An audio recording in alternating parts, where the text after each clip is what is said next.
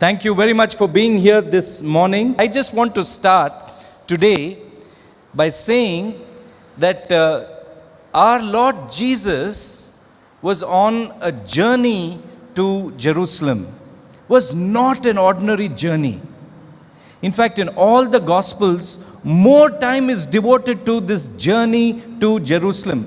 Christmas, there are only 4 chapters, 2 chapters in Matthew, 2 chapters in Luke, and most of it is post-Christmas, or in Matthew it is from generations past, all the generations. Luke also has the genealogy, but just 4 chapters if you try your best.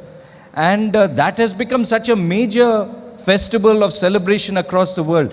But this journey, there is so much devoted to in all the scriptures. This journey to Jerusalem. So before I come to Luke 19, I just want you to, if you have your Bibles, look at Luke chapter 9, verse 51. There's a beautiful but mysterious verse there which says that Jesus set his face to go to Jerusalem. Luke chapter 9, verse 51. So 10 chapters are devoted in Luke on that journey to Jerusalem. That's why I titled this message as it's a season of a spiritual journey for you and for me. You remember we didn't want to particularly give it names that a lot of churches do, but we just said this is a season of spiritual significance. Then we said this is a season of temptation. Today we are going to see this is a season of a spiritual journey for you and me, for each one of us. So this is a season that you and I have to take very seriously, and a season of spiritual journey. In John, especially in the Gospel of John, that 1 week which we call now the Holy Week, there's so many chapters devoted to that 1 week. In Luke, from 9:51 onwards, in 9:51 it says, he set his face to go to Jerusalem. And then if you just go a little below that, again something mysterious. He sent some people to go and prepare in the Samaritan village. And in the Samaritan village, they did not receive him. Why? Because his face was set to go towards Jerusalem. And you know, in John chapter 4, when Jesus meets that woman at the well, the mystery there is revealed. She says, our ancestors say we have to worship in this mountain. You Jews say that you have to go to Jerusalem. And so there was a conflict there that was very obvious. So this was the point. They didn't realize that he was going there for a different kind of worship. He was going to sacrifice himself. He was the lamb of the Passover. That is why his face was set to go to Jerusalem. If they knew that, maybe they would receive him. But in these 10 chapters, I just request you, please, I know you hate me for all the homework that I give you. Read this entire 10 chapters. It is a spiritual journey also. There's so much you can learn from that. Read that entire 10 chapters. After all, this is a season where you and I have decided to spend more time, isn't it? Knowing our God, knowing ourselves. So in these 10 chapters, so many significant things happen. In the 10th chapter of Luke, he sends out the 72. Almost the whole of 10th chapter is dedicated towards that. And then so many parables. The Good Samaritan parable is there in 12, I think. And the cost of discipleship, a beautiful sermon which is almost like the Sermon on the Mount. And then in 15, 3 significant parables that you know. The parable of the lost sheep, the parable of the lost coin, and the parable of the lost son, which Deepak was referring to just now. And then it goes on. If you look at 18, there is the incident of the rich young ruler. He made 2 journeys. One journey to Jesus, wanting to know, that if he can inherit eternal life. And then a much more sad journey. And I hope none of us are on that kind of a journey. It was a journey away from Jesus, because he was not willing to give up everything that he had earned. 18 chapter 35 onwards, Jesus is moving towards Jerusalem. He comes to Jericho, and there Jericho, there was this blind person who also made a journey. He ran towards Jesus. Jesus says, "What do you want for me to do to you?" And he said, "Lord, let me recover my sight." And Jesus said to him, I'm reading 42, "Recover your sight, your faith has made you well." And immediately, look at this journey that he's making. 43, he recovered his sight and followed him, glorifying God. And all the people, when they saw it, gave praise to God. The journey was continuing. He went through Jericho. Jericho was a very different city compared to the Old Testament Jericho now. It was actually beside that original city. And there was a huge crowd there. It was almost like a parade moving, almost like the Palm Sunday parade. And he was going there, and in the first 10 verses of chapter 19, Zacchaeus he sees on the tree. And there also a journey happens. He says, "Zacchaeus, I may be on my way to Jerusalem, but I'm going to take a small detour. I'm going to come to your house. And I'm going to talk to you." And those few words that he talks changes, transforms Zacchaeus completely, totally reverse direction. He was a tax collector going towards his riches, going towards his fame, going towards his popularity, going towards building a huge wealth, corpus of wealth. And he turned it and said, "Lord, I'm going to give half my possessions to the poor." And in the past, I used to see people and say, "What can I get from them?" And now, God, I'm going to see what can I give them. And if I've treated them unfairly, if I've cheated them, I'm going to give 4 times the amount of what I gave.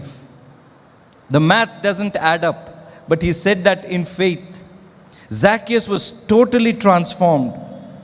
And then in verse 9 and 10, Jesus said to him, what a beautiful sentence.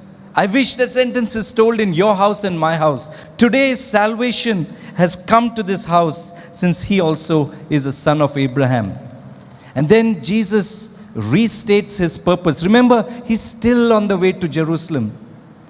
In verse 10, he says, "For the Son of Man came to seek and to save the lost." Many times people quote this as the primary purpose of Jesus on this earth. Luke chapter 19 verse 10. "For the Son of Man has come to seek and to save that which is lost." But now let us come to the parable of the 10 minas. As Deepak said, it is there in Luke chapter 19, 11 to 27, 16 verses. Also in Matthew 25, 14 to 30. It's a similar sounding parable. There are some similarities, but there are also some dissimilarities. Here in this, and Jesus sometimes repeated his parable. Maybe not in the same crowd, but he repeated his parable, sometimes with different emphasis, and here there's clearly a different emphasis. Now, a few things about this parable. The purpose of this parable is mentioned in Luke 19 verse 11. So in verse 11, purpose of the parable, I'm just reading, it says, "Because they supposed that the kingdom of God was to appear immediately, he told them this parable."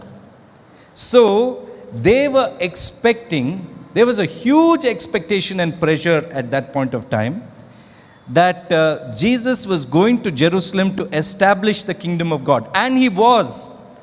But the expectation was different. They thought it was a visible kingdom, that there would be some overthrowing of the Roman authorities, and the other authorities Jewish authorities used to suck up to the Roman authorities. So they thought that huge pressure was there, that Jesus was going to really, establish this, and there's going to be visible pomp and splendor. He's going to declare himself as the rebel king of the Jews. Even today, people are focusing on the immediate visible kingdom. I mean, Jesus said very clearly on the Sermon on the Mount, and he said it in various things. A man's life does not consist in the abundance of his possessions. He said that. He said that your true treasure is not on this earth, it is in heaven. But many times you and I behave as though our true treasure is on this earth. As though our true treasure is in the mutual funds that we have, or in the job that we have, or in the savings that we have, or in the property that we have. We display a mindset as though our treasure is on this earth. But he warned so many times his disciples, and he said, I mean, just give. That was a bone of contention with the rich young ruler. He was not willing to give up the treasure on this earth. And Jesus said so many times, your true treasure is in heaven. Today also, the irony is we focus on the visible, which is very temporary and which is eventually going to be destroyed. We are closer to the destruction of all the kingdoms on this earth than ever before. But Jesus always talked about the invisible, the eternal, and the never to be destroyed treasure. Let me look at verse 12. A noble man went into a far country to receive for himself a kingdom. Who was that noble man in this parable? It is Jesus. And then in verse 13, there are the minas, however you pronounce it. Some people might say minas or minas or whatever. What does it mean? Simply means the gifts that Jesus has given us already in terms of time, in terms of talents, in terms of treasures. We all have this. Whether you'd like to acknowledge it or not, at least one thing you have, which is a gift from God, especially post-pandemic. We hope it is post-pandemic, but we don't know. At least one thing that you can't deny it, that we have been given the gift of life, that time has been given to us, and that there is a purpose for which we have been given that. So we all have been given these gifts. And in this parable, which is different from Matthew 25, is he gives equally one portion to each of the 10 people. To illustrate that effect, he says, I have given to all equal. And that is true. We can't measure because God's measure is different. He knows us, he knows our circumstances, and what he gives us is in proportion to what we have and what our circumstances is. So there is an equality which cannot be measured in human equality terms that God has given us. And he says very often, if you're faithful in little things, you'll be faithful in big things. So God has given us time, talents, treasure. There's some people who say, no, I don't have anything, brother. If God has given me, very often I hear, there's a beautiful story that I read, which is based on this chapter.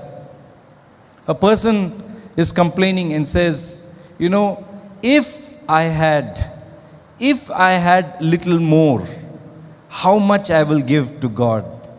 If God gives me little more salary, little more wealth, little more talent, I would be the first to give it to God. So in this story, just an imaginary story, God appears to him and gives him that.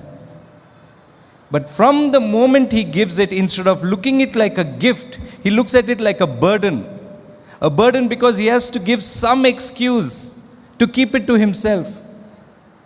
And then he says, I don't have the time. You have given me this, but my responsibilities also have increased. My job is so important, I don't have the time. And I'm so busy raising this family. And you've given me this talent, but you didn't give me the stage, you didn't give me the opportunity. Something or the other. His whole life becomes one excuse after the other.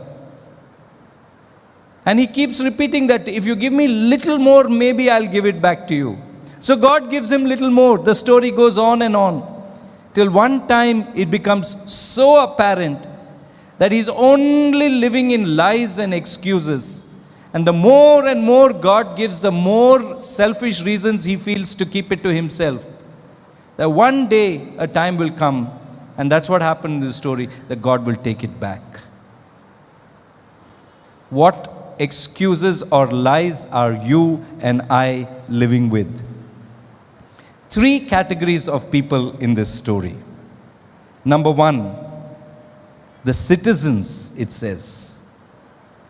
I'm going in the reverse order because when that nobleman comes back, when that king comes back, he looks first at the faithful servant, then faithful servants, then at the unfaithful servant, and then at the citizens. God's priorities are very different. But just for effect, I'm going in the reverse order. The citizens, they knew him, but they rejected him. They insulted him. They're the ones who said that, we don't want him as our ruler. They're the ones, who say that whatever we have is our own doing, and we want to be the rulers of ourselves. Just 3 days back, Bhagwat Mann, the chief minister of Punjab, he was being sworn in Bhagat Singh's hometown. And these are his words. I'm of course translating it in English. But he says, the true power is with the people, the citizens. The Aam Aadmi has all the power, he says. And he says, this power of the people, we are supposed to be the government or the rulers, but the actual power is with the people. They can take us to the Arsh. Arsh means sky in Punjabi. Or drop us down to the farsh, which is the ground. This is what the chief minister Bhagwat Mann of Punjab said. Anyway, I'm going to read to you a passage from Romans chapter 1. Romans chapter 1, several times we've referred to it. That since the beginning of time, they have known God. People know God. That it is God actually. It is God who gives it. Everyone knows that. I personally have had some very interesting discussions with an atheist friend. On one aspect, he has no defense. And he says, when I say, how did all this come about with such precise accuracy? They say our earth is in the Goldilocks zone. That is, it's not too far away from the sun. It's not too close to the sun. It's perfect for life. How did all this come about? Isn't there some, he has to force to, we were driving down in the night from Warangal. And he was forced to admit, yes, there seems to be something more than meets the eye. There seems to be some power. He refused to acknowledge and say the word God. But even an atheist will know that there is something in creation. That's what the author of Romans says. Since the beginning of time, it was very plain and clear to them. What happens to citizens? What happens to the whole world? They know about God in their hearts. God has made it very clear to them. You may not know that, but it's very clearly mentioned in Romans chapter 1. Verse 28 onwards. And since they did not see fit to acknowledge God, God gave them up to a debased mind to do what ought not to be done. They were filled with all manner of unrighteousness, evil, covetousness, malice. They're full of envy, murder, strife, deceit, maliciousness. They are gossips, slanderers, haters of God, insolent, haughty, boastful, inventors of evil, disobedient to parents, foolish, faithless, heartless, ruthless. Though they know God's righteous decree that those who practice such things deserve to die, they not only do them, but give approval to those who practice them. Does the true power rest with the people? Who are these citizens? Who are these people who have the audacity to say, we don't want him as our God. We don't want him as our ruler. This is the first category of people in that parable in the 27th verse, the last verse which was read to us by Sister Liz. This is what he says. But as for those enemies of mine, who did not want me to reign over them, bring them here and slaughter them before me. This is going to be the fate of everyone who rejects this king. This is going to be the fate. But let's move on. The second category, I told you I'm going in the reverse order, is the unfaithful servant. He was given the same as all the other servants, one mina, but he was a nominal believer. But because he was a servant of God, he was treated as a believer and not destroyed. He misunderstood the character of the master, which means that there are, as a child of God, as a believer in Jesus Christ, there is a time given, and one is the judgment of the citizens. I mean, the ones who don't believe in him, they will meet eternal death, which is the horrific end that they will meet. But among the believers, there is a hierarchy of rewards. I wonder if you know that. We will speak about that more in detail on another occasion. But there is a hierarchy of rewards, depending on what we have done with the gift of God. If you want to do some study on it, you can read 1 Corinthians 3rd chapter 14 and 15. You can read 1 Timothy 6th chapter 17 to 19. Please just note this down. 1 Corinthians 3rd chapter 14 and 15. 1 Timothy 6th chapter 17 and 19. It's very clear here that there is a hierarchy of rewards also. So come back to the unfaithful servant. He was a nominal believer, but because he was a servant of God and a believer, he was treated as one and not destroyed. But how sad. He misunderstood the character of the master. What did he tell about the master? In verse 21, he says, I was afraid of you because you are a severe man. Is that all that he knew about the master? You and I know that more than anything else, God is love. God is a God of love. So often, I hear this. I don't know why. Somehow maybe we have communicated this. That many people say Christianity is a religion where, they keep preaching about the destruction of people, the dangers of not believing God. So there are people who out of fear only they come to church saying, let me put one leg in this category and just be safe. That was the extent of his nominal belief. And this is what he talks about the character of God. It's the saddest thing.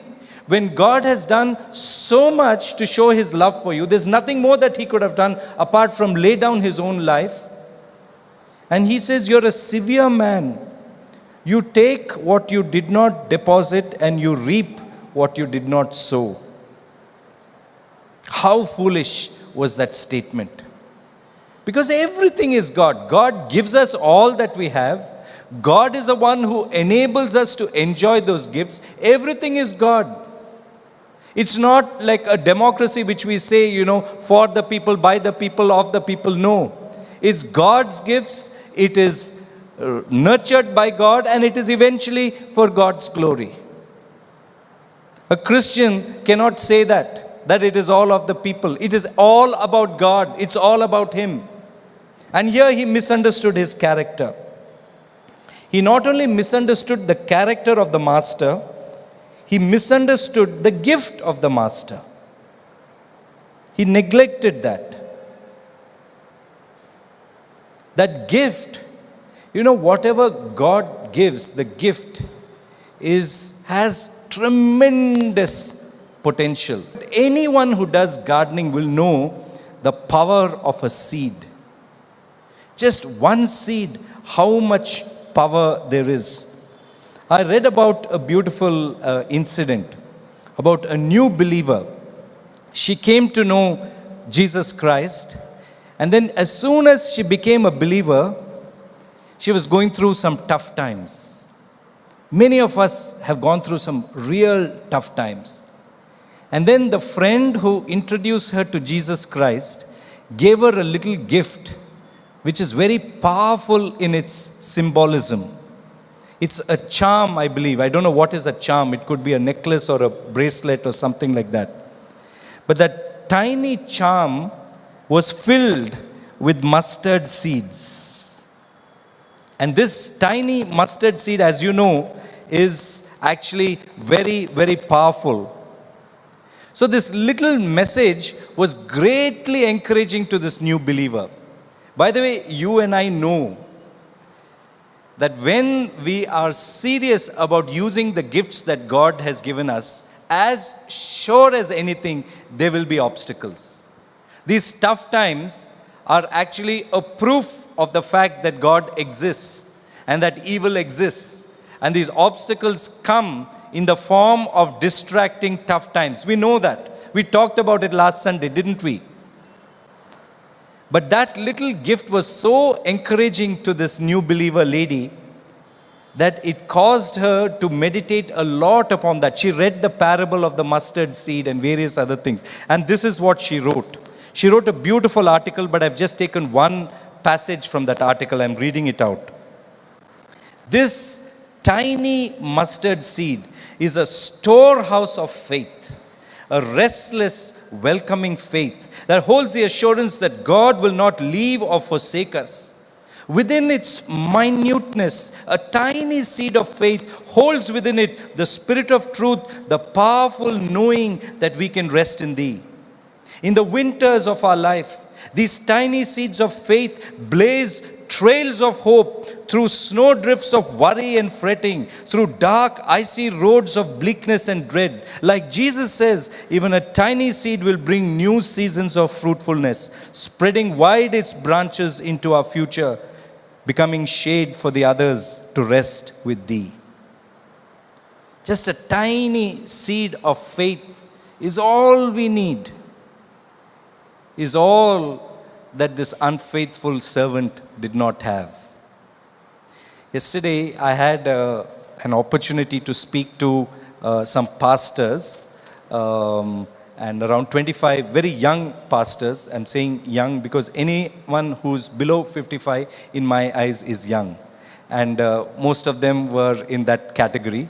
And so I had this great opportunity to speak to them. They're from all the big churches of the Twin Cities. But I took this opportunity to actually give it to the pastor community. I very smartly did like a mono act. You know, I said, see, here when I stand, I'm speaking like a pastor. Here when I stand here, I'm speaking like a person in the corporate, of whom I am. I mean, the weekdays I work in the corporate. So I took advantage of that. And I did a little mono act, and all that I wanted to say, I did from this side of the stage. And the essence of what I said, and I said it quite strongly, some of them may not have liked, but one or two of them came and thanked me. I don't know why. But because I was very strong, being under the acting of a corporate citizen, I just gave it to the pastor's community. And smartly, so that they'll not feel too bad, I included myself, and I had some dialogues from the pastor's side also. But the truth is, the people, because of the nominal Christianity, the people, everyone who sees Jesus tries to see Jesus in the Christians, are not able to do that. And this is what I said, more than any other season, this season, the people who see Christians in the corporates are totally confused. Why? Because we say Christianity is fasting during this time. Or some people say that, no, I am a Christian, so I'm not having non-vegetarian during this time. Some people say, it actually happened to me, we're having an office get-together and say, because I'm a Christian in this season, in Lent, I will have only starters and juice. All those kind of things. And then they say a person who is getting married, I told you about it, said that in my church they don't allow us to plan marriages, to even give an invitation card, to even print an invitation card during the season of Lent because marriages are not allowed. Is that all that we are reduced to? And the people who are seeing this are confused. Is this all Christianity is about? But no. What it should be about is that the gift of God inside you should be so rich in its manifestation. People should see joy when there is no joy. People should see love when there is no love. People should see hope when there is no hope. People should see your faith, even if it's like a tiny grain of mustard seed. People should see that hope that you have. Because we're living in a world where there is no hope. Do they look at you, the Christian, and do they see that hope or do they not? And if they don't see it, it's because you're living the outward life. You're living the life of a nominal believer who takes the gift of God and puts it in a handkerchief. That's what the ESV says. Puts it in a handkerchief and sets it aside. When I'm called to account, at least I've kept it safely. I will come and give, oh, this is the gift that you gave me. I've not done anything with it. If at all, Christians, this should be a season of fire. I mean, there's so many NGOs, groups, they're caring for the environment. Do we even take time to move beyond our doors, the doors of our home or our church, and clean up the place outside? No, we don't, because that's not our bother.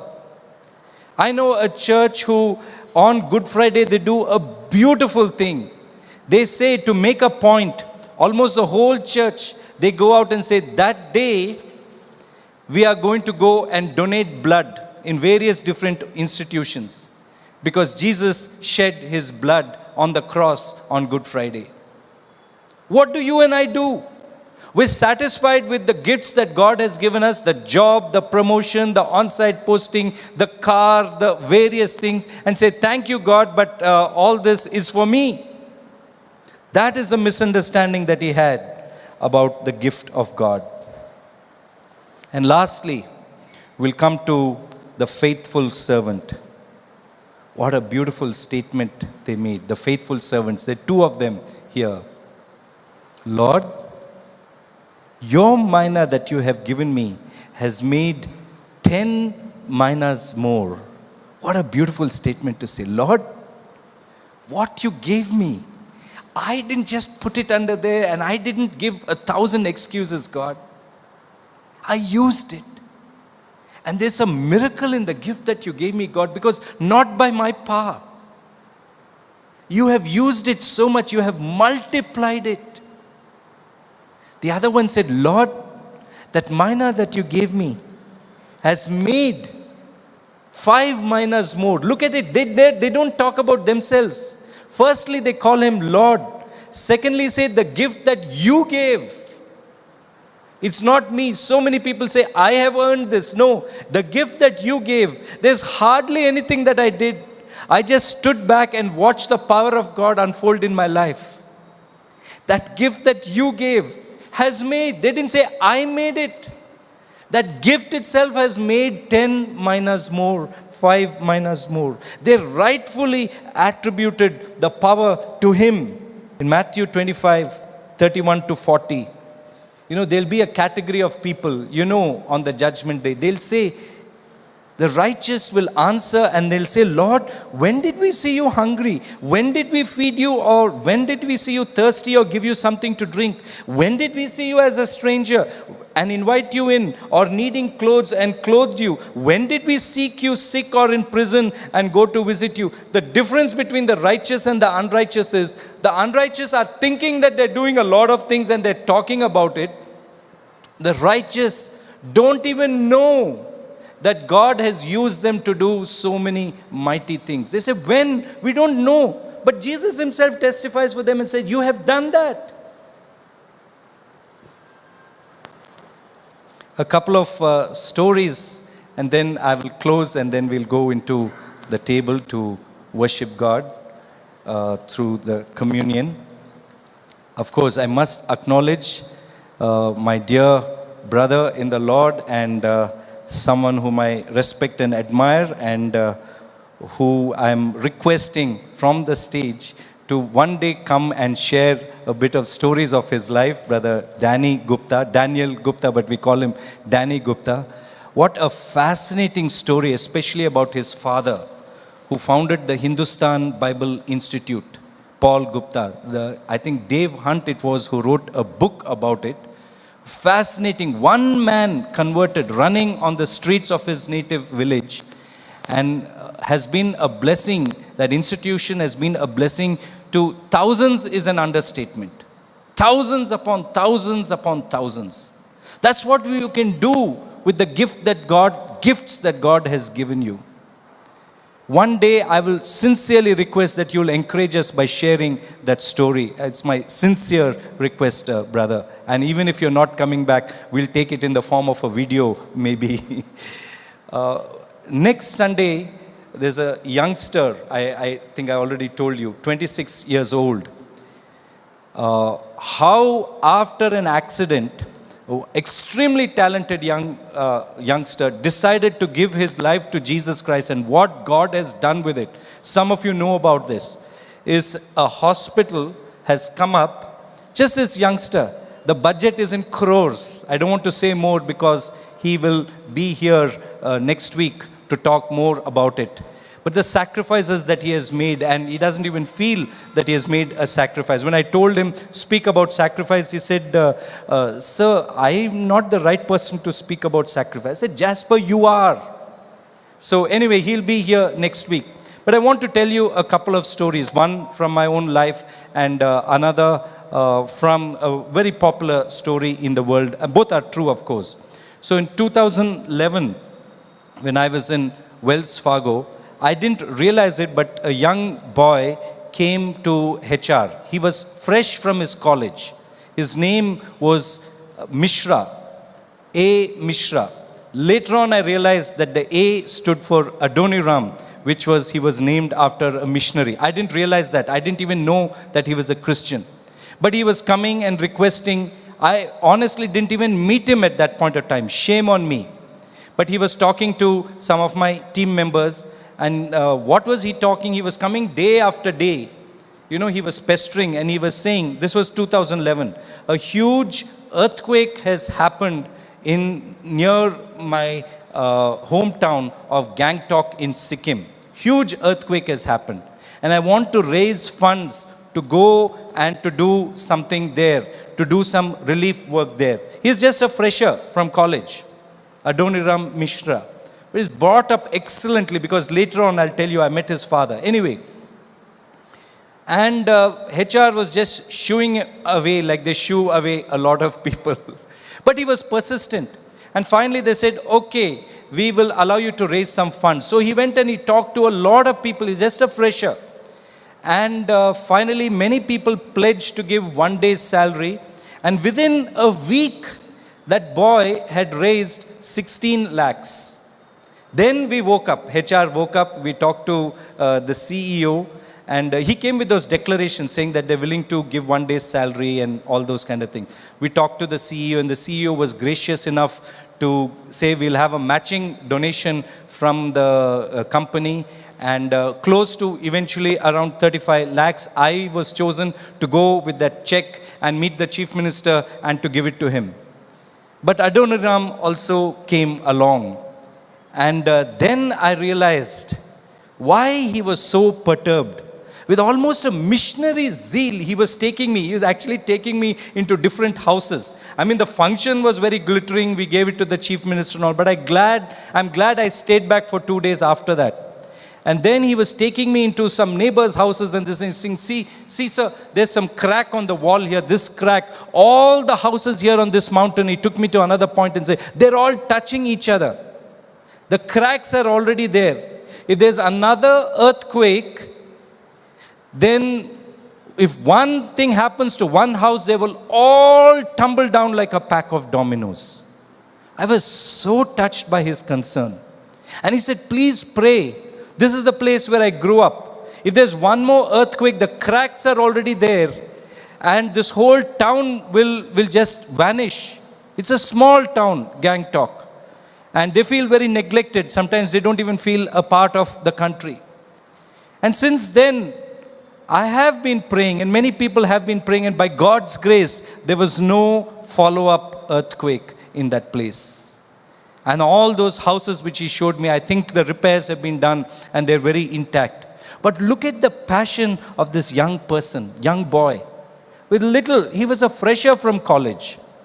You know, his salary would not have been even 1,000th of what he has raised. But look what he has done. When you have the gift of God in you, I think the power is unlimited. What kind of a servant are you?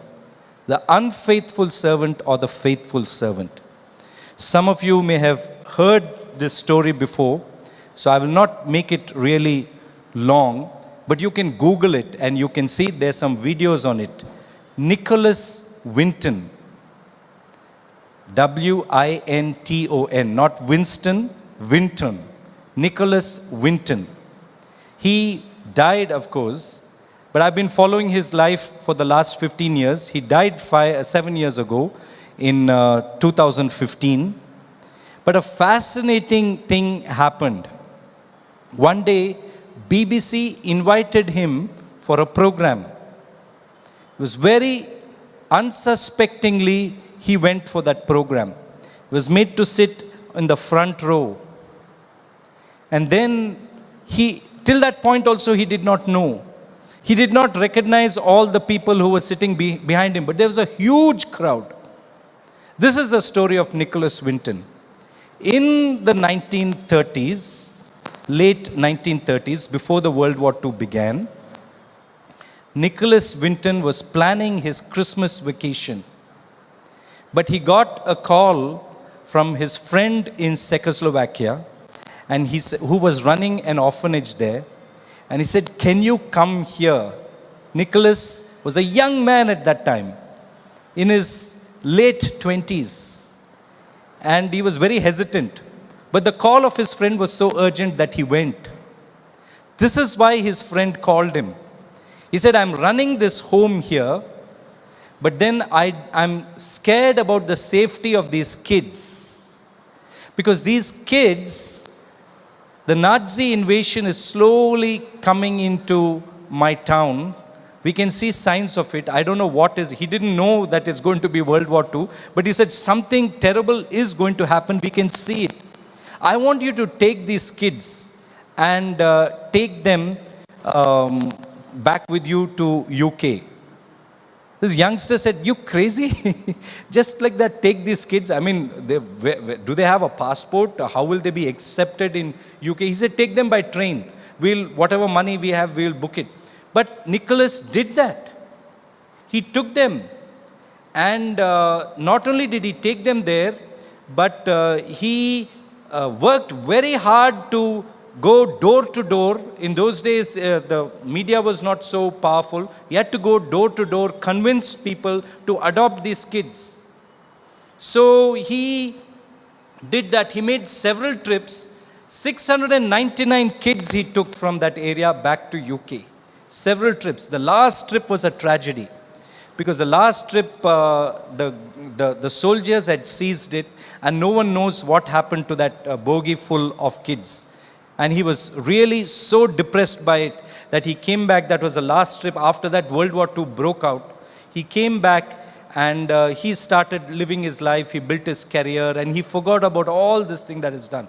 50 years later, his wife was searching, cleaning up the attic. Sometimes my wife does it also. And some important papers. "Hey, this is all. You said that you don't have the RC for that motorbike, but here it is." Cleaning up some papers and all. And she found records of all these 700 kids, which families that they have been given to. And his wife asked him, and by that time he was in his 80s. And he said, "Yes, this is what happened," and he told the story. But then his wife worked behind the scenes, and she didn't tell him what she did next. She contacted those families. Many of them, the contact itself was not there. She had to write. So this happened in the early 2000s. She contacted. Now when BBC called him for that program, he was unsuspecting. He sat in the front. And there, they called him to the stage. And for the first time after 50 years, more than 50 years at that point of time, close to 55 years, he was close to his 90s by that time. For the first time after 55 years, he saw those kids, and those kids' grandkids also. And what a huge crowd it was. It was in thousands upon thousands. In that group, there were ministers, there were politicians, there were CEOs, there were big people in society. All those kids, if he had not taken the efforts to bring them from that war-torn place, they would have all, like that last trainload of kids, they would have all, God knows where they would have been. But he took the effort and he did it. The reason I want to, and you do Google that, you see Nicholas Winton and you see the fascinating story. See that BBC video.